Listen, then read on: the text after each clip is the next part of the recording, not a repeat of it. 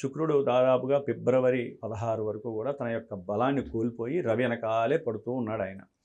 మరి ఈ శుక్రగ్రహం అనేటటువంటిది వాక్కుని సూచిస్తాడు. జ్యోతిష శాస్త్రరీత్యా వాక్కుని, అట్లాగే బుద్ధిని, జ్ఞానాన్ని, అట్లాగే దాని ద్వారా వచ్చేటటువంటి ఐశ్వర్యాన్ని, వీటన్నిటిని చూపిస్తాడు. ముఖ్యంగా వాక్కు.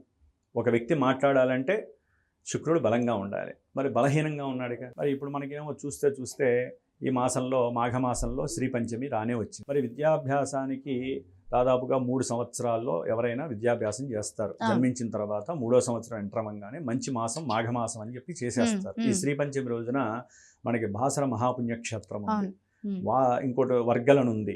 ఇలాంటి చోట చాలా విశేషంగా చేస్తారు.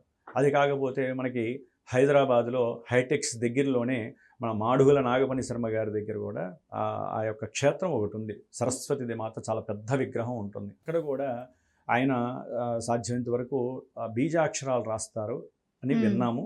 మా పిల్లలు కూడా నేను రాయించాను. అంటే అలాంటి పుణ్యక్షేత్రాలలో వీళ్ళు వెళ్ళి చక్కగా అక్షరాభ్యాసం చేసుకోవచ్చు.